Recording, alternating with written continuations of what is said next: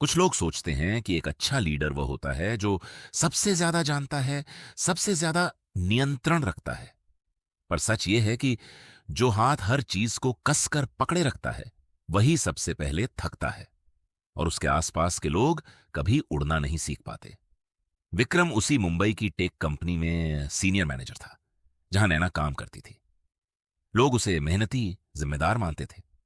पर एक और शब्द भी उसके पीछे फुसफुसाया जाता था: कंट्रोल फ्रीक।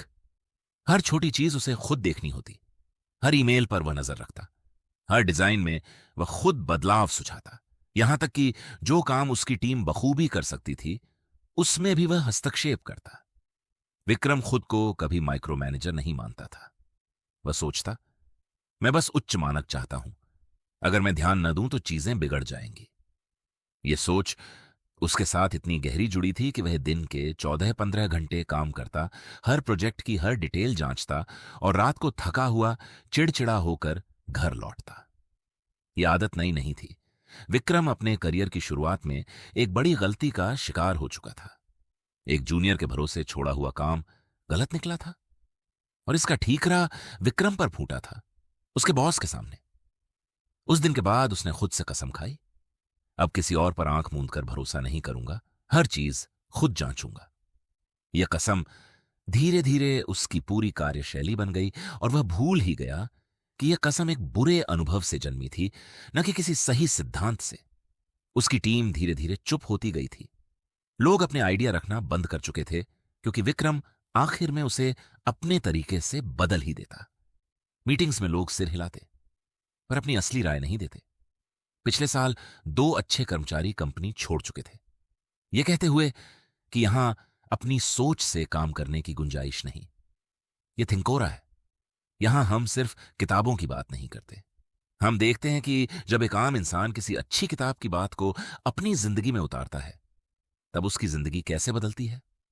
आज की कहानी शुरू होती है लिज विजमैन की किताब मल्टीप्लायर्स से, और एक ऐसे मैनेजर से जो बिना जाने अपनी ही टीम की सोच को दबाए हुए था। उसका नाम था विक्रम। जब नैना का काम बदलना शुरू हुआ, विक्रम ने पहले तो इस पर ज्यादा ध्यान नहीं दिया, पर कुछ हफ्तों में उसने गौर किया।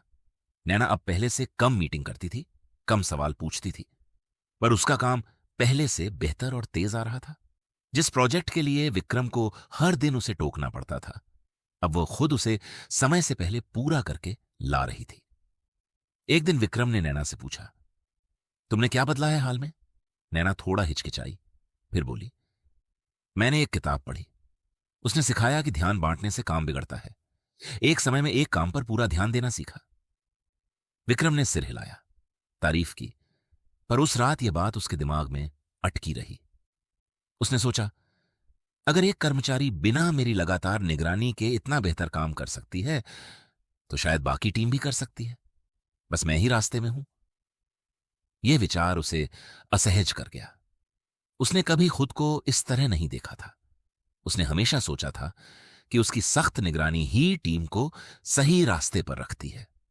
उस रात उसने अपनी पत्नी से यह बात साझा की। पत्नी ने हल्के से कहा, तुम घर पर भी ऐसे ही हो।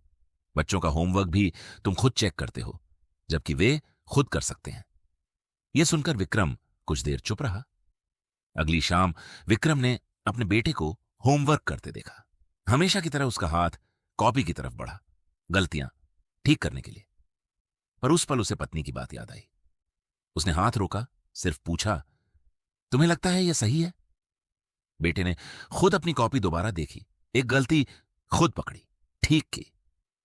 विक्रम को अजीब सा सुकून मिला, जैसे किसी छोटी सी जीत का एहसास हो। कुछ दिन बाद ऑफिस की लाइब्रेरी में उसे एक किताब दिखी, जिसका नाम था मल्टीप्लायर्स। पीछे लिखा था कि कुछ लीडर अपनी टीम की क्षमता को दोगुना कर देते हैं और कुछ लीडर बिना जाने अपनी टीम की सोच को आधा कर देते हैं, सिर्फ इसलिए क्योंकि वे हर फैसले में खुद को केंद्र में रखते हैं। विक्रम ने वो किताब उठाई, कुछ देर उसे हाथ में पकड़े खड़ा रहा, फिर सोचा, मैं भी वैसा ही हूं जैसा इस किताब के पीछे लिखा है। पर उसने यह मानने में झिझक महसूस की। कई सालों की मेहनत, कई सालों की सफलता, क्या यह सब गलत तरीके से मिली थी? उसने किताब वापस रखने की सोची, फिर रुक गया और उसे साथ ले गया। घर पहुंचकर उसने किताब पढ़नी शुरू की। एक पन्ने पर लिखा था कि जो लीडर हर मीटिंग में सबसे ज्यादा बोलते हैं, हर फैसले में खुद आखिरी शब्द कहते हैं, वे बिना जाने अपनी टीम को यह सिखा देते हैं कि उनकी अपनी राय मायने नहीं रखती।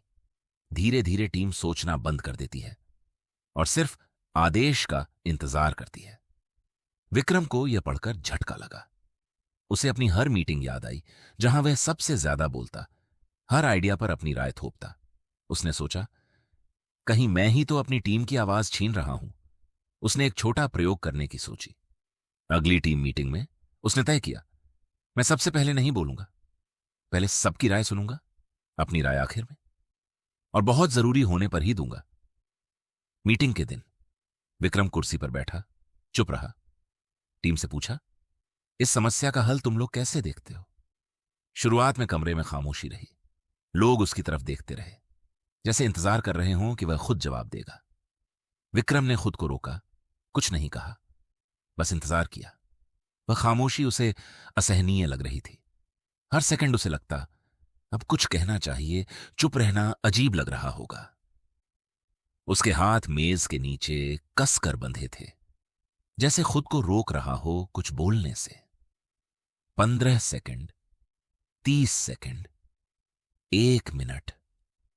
कमरे में सिर्फ पंखे की आवाज थी। कुछ अजीब सी देर बाद एक जूनियर कर्मचारी ने झिझकते हुए एक आइडिया रखा। विक्रम ने सिर हिलाया, बस इतना कहा, दिलचस्प है, आगे बताओ। धीरे धीरे और लोग बोलने लगे, एक दूसरे के आइडिया पर बात करने लगे। विक्रम को हैरानी हुई, कुछ ऐसे सुझाव आए जो उसने खुद कभी नहीं सोचे थे। उस मीटिंग के बाद विक्रम ने अपनी डायरी में लिखा, आज मैंने सबसे कम बोला और मीटिंग में सबसे ज्यादा अच्छे आइडिया आए। यह विरोधाभास उसे हैरान कर गया।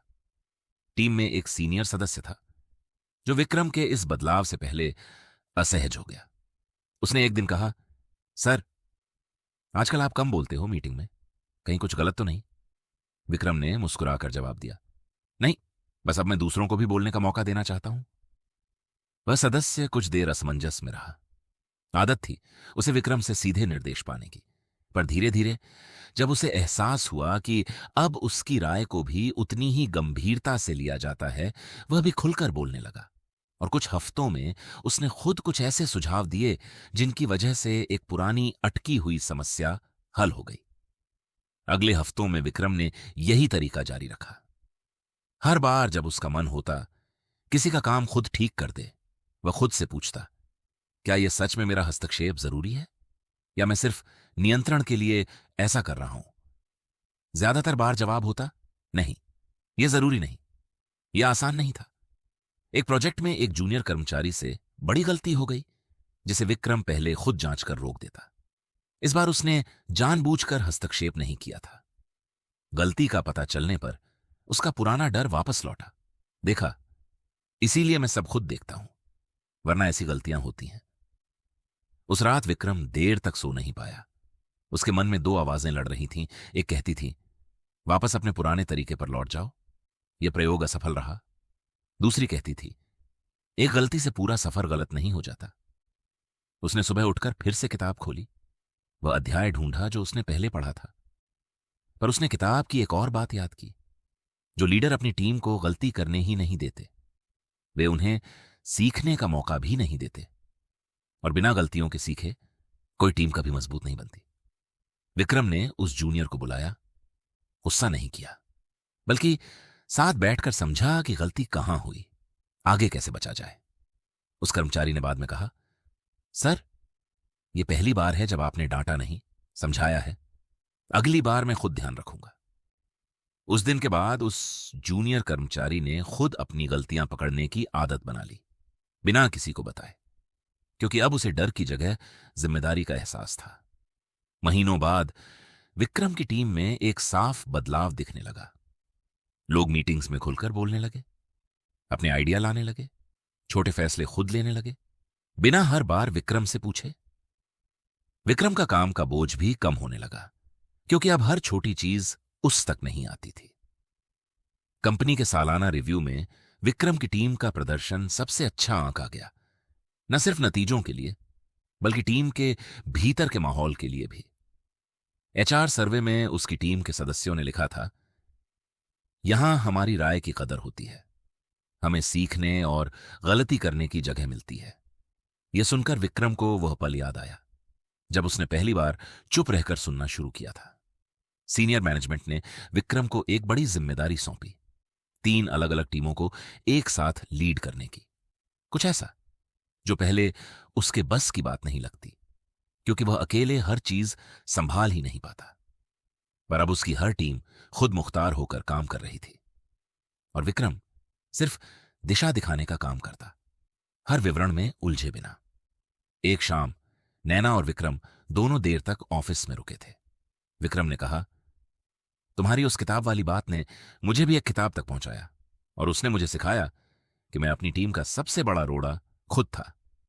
नैना मुस्कुराई, बोली, अजीब है ना, एक किताब ने मुझे सिखाया अपने ध्यान की रक्षा करना, दूसरी ने आपको सिखाया दूसरों को जगह देना। विक्रम ने कुछ देर सोचा, फिर बोला, शायद हम दोनों एक ही चीज सीख रहे थे, बस अलग अलग तरफ से। तुमने सीखा कि अपने ध्यान पर नियंत्रण कैसे रखें, मैंने सीखा कि दूसरों के ध्यान पर नियंत्रण कैसे छोड़ें। घर पहुंचकर विक्रम ने अपने बेटे के कमरे में झांका। बेटा अपना होमवर्क खुद कर रहा था, बिना किसी मदद के, गलतियां करते हुए, फिर खुद सुधारते हुए। विक्रम दरवाजे पर कुछ देर खड़ा रहा, बिना अंदर गए, बस देखता रहा, एक अजीब सी संतुष्टि के साथ। विक्रम ने अपनी डायरी में लिखा, मैंने वर्षों यह सोचा कि नियंत्रण ही नेतृत्व है। अब समझ आया कि असली नेतृत्व यह जानना है कि कब पीछे हटना है, ताकि दूसरे आगे बढ़ सकें। यह सिर्फ ऑफिस की बात नहीं थी, यह घर की भी बात थी, हर उस रिश्ते की बात थी जहां हम बिना जाने दूसरों की जगह खुद ले लेते हैं। अगर आप भी किसी टीम, किसी परिवार या किसी रिश्ते में हर चीज को खुद नियंत्रित करने की कोशिश करते हैं, तो याद रखिए, जितना ज्यादा आप जकड़ेंगे उतना ही कम दूसरों को बढ़ने का मौका मिलेगा। कभी कभी सबसे बड़ी ताकत थोड़ा पीछे हटने में होती है। एक अच्छा लीडर या एक अच्छा माता पिता वह नहीं जो हर जवाब खुद देता है, बल्कि वह है जो दूसरों को अपने जवाब खुद ढूंढने की जगह देता है, भले ही रास्ते में कुछ गलतियां क्यों ना हो जाएं। यहां हम सिर्फ किताबों का सार नहीं बताते, हम देखते हैं कि जब एक अच्छा विचार किसी आम इंसान की जिंदगी में उतरता है तो उसकी पूरी कहानी कैसे बदल जाती है। अगली कहानी में फिर मिलेंगे, तब तक एक छोटा कदम उठाओ, रोज उठाओ और कभी रुकना मत।